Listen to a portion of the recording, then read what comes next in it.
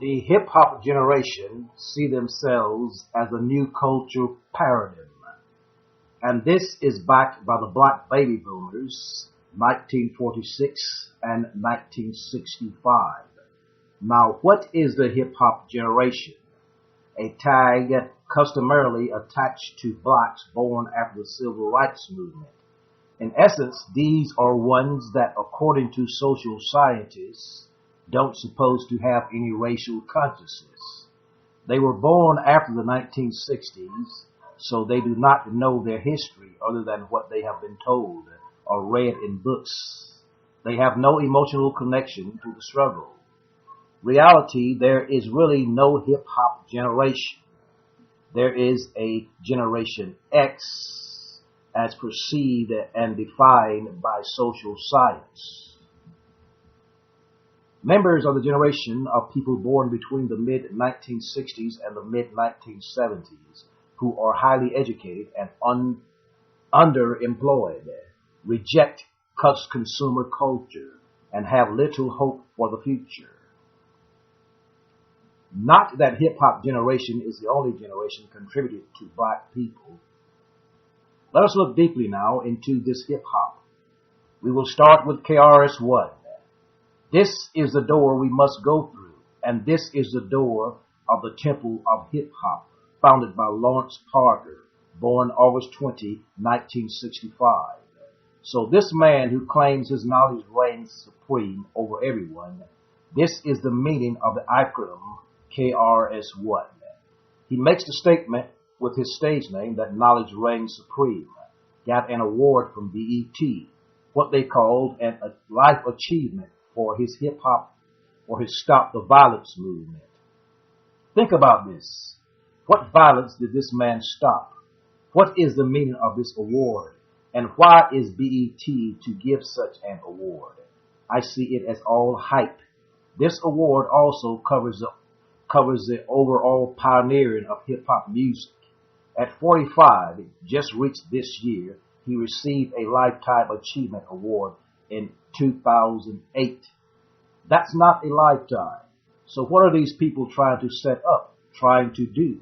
What they are doing is creating an icon of hip-hop. They say hip-hop is an organic, a natural movement. But we must note one important fact. Hip-hop was ushered in on the heels of the death of the prophet Bob Marley. Have anyone ever wondered what the world would be like if Bob Marley would have been allowed to stay around? Marley represented a revolutionary movement that had its legitimate roots. It stood on an ancient foundation. This was the true Rastafari movement, a movement which would have produced revolutionaries of the highest caliber out of the most educated people of America. Rastafari would not have been the watered-down version we find in the tourist attraction of Jamaica today. The establishment would not have been able to push it under the table as a peacenik movement. It has become today. This is why we have hip-hop today and the commercial rap music. So, back to KRS-One and the Temple of Hip-Hop and his book, The Gospel of Hip-Hop. KRS-One, this supposed hip-hop philosopher, the problem with that is hip-hop has no foundation in religion. It has no foundation in black liberation. It was born out of a multicultural womb of time. What is hip-hop? It is not a dance. The only dance related to it is breakdancing, and it is not copywritten by the Black Revolution. There is no revolutionary agenda in hip-hop. The only agenda or conscience was contrived by the business mogul Russell Simmons, who used it politically. Perfect example is Sean Puffy Combs' Rock the Vote campaign. My point is hip-hop is a ploy. Until there's a real hip-hop summit and a consensus is formed as to the purpose and direction, in the meantime, we have millions of youth reading books and doing what they all do, spitting lyrics of no understanding into ears of even more no understanding. Hip-hop needs a guru, and KRS-One is not it. We must examine KRS-One closer. We will see beyond the knowledge reigning supreme over all. We will see the two pillars of esoteric or occult temple like twin towers. We see through the scope of numerology. The numbers 911, we will see the illusion. 11-9, i.e. 119, 11191, 911, rearranged. All added, we get the number 22. Let us look at this number 22 in this light. The typical 78-card tarot deck is structured into two distinct parts. The first, the trump card. The trump cards consist of 21 cards without suits, plus a 22 card, the Fool, which is sometimes given the value of 0, like 911. Some has said it is an inside job. Note that 22 is a number of the Hebrew alphabet. Ponder that. DJ Scott LaRock's production for the group interlooped both pop and rock samples with Jamaican ragga as shown on the groundbreaking track 9mm goes bang, fusing hip-hop with the reggae. The hype created on the streets attracted the interest of RCA subsidiary Jive Records, which promptly signed the recording duo to a contract. Unfortunately, not long after DJ Scott LaRock was shot dead trying to break up an argument at a party in the Bronx. On August 25, 1987, Scott Sterling was parked in his Jeep outside a South Bronx housing project while trying to make peace between BDP member Derek Jones, D-Nice, and a girlfriend, ex-boyfriend. He was shot in the head and neck and died instantly. KRS1 preferred to remember his partner alive and couldn't pay his respect at the hospital. 8 days later, at Def Jam's 1987 in Madison Square Garden, KRS1 stood on the stage next to a crinkled poster of fallen L.A. Rock and performed the old ode track, Poetry, with absolute compassion and solace that swept the crowd's emotion with the lyrics. You seem to be the type that only understands an annihilation and destruction of the next man. That's not poetry. That's insanity. And it's a simple fantasy far from reality. Shattered by the loss of his best friend, KRS1 collected himself and decided to continue the Boogie Down production campaign as a tribute to L.A. Rock's memory. Also, KRS1 employed the services of his younger brother, Kenny Parker, as a regular DJ, and brought side members like D-Nice and Miss Melody, who was KRS1's wife for a time, to the front. Convincing Jive to stick with his new crew, KRS1 completed the group's follow-up landmark album, By All Means Necessary, in 1988. This was the first hip-hop album devoted primarily to social politics, incessantly exposing American hypocrisy, government sanctions, poverty, legalized abuse of alcohol and tobacco. The album contains strong overtones of militant message in the track, My Philosophy, and the Stop the Violence, in which he rhymed about ending gunplay in hip-hop, inspired by the biography of Malcolm X. The album's cover depicts KRS1 posing with an Uzi, staring out of the front window as if under siege, mirroring the famous photo by Don Charles of Malcolm X in a particular situation. The same year, during BDP and Public Enemy's concert, a young fan fell victim to ignorance, violence, and was consequently killed in a fight. KRS1 felt compelled to the situation and founded the Stop the Violence movement. He organized the all-star charity Simple Single Self-Destruction, which raised $500,000 for the National Urban League in 1989. This man is supposed to be stopping the violence, and the money went to the Urban League. Now, his payoff for the $500,000 to Urban League, we see, this is politics. Later in 1989, the group expanded their identity to include several more members, Scotty Mars and Mrs. Melody's sister Harmony, to participate on their third album, Ghetto Music, the blueprint of hip-hop. an even more politically motivated vehicle for KRS1 subject of black-on-black crime. Education, spirituality, and police brutality. We covered on every antiquated production with thinned-out drum samples with an unhealthy pop interjection.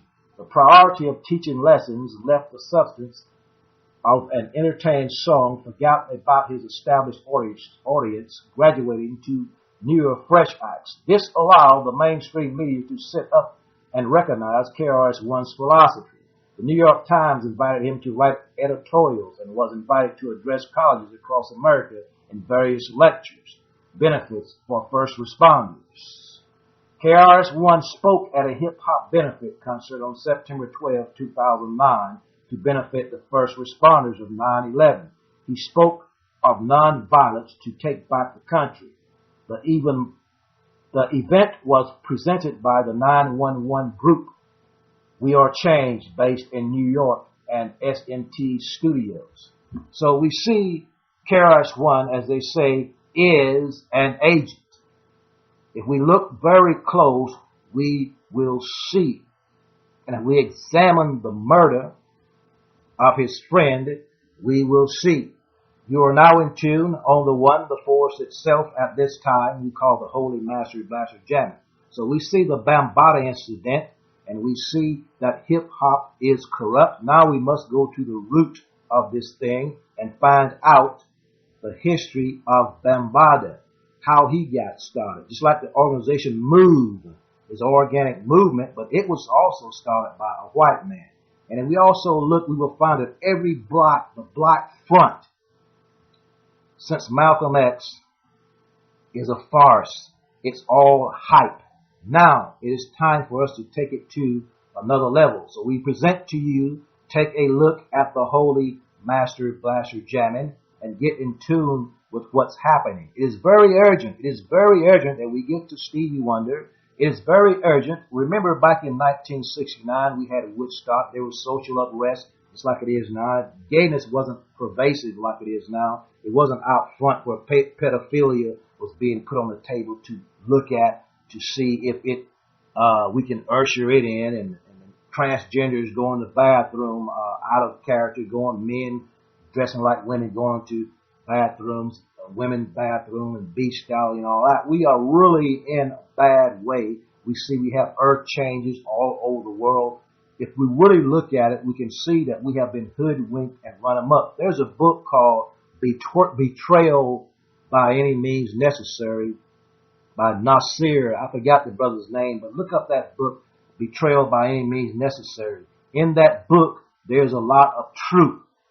But if we study this man, we will see that he is the advisor of one of the richest Arab princes in Saudi Arabia. This is the same money that has Obama in the White House. So if we research it, it would look like Obama is backed by black money. So it would appear that there's a revolution going on, but it's not. This whole thing is a gay agenda, and they use rap music to help us usher it in. We can go all the way back to Jesse Jackson's Rainbow Coalition. Note the rainbow. Note the gay flag. And we go all the way back to Martin Luther King. We will see that Rustin, I think his name is but his name is Rustin.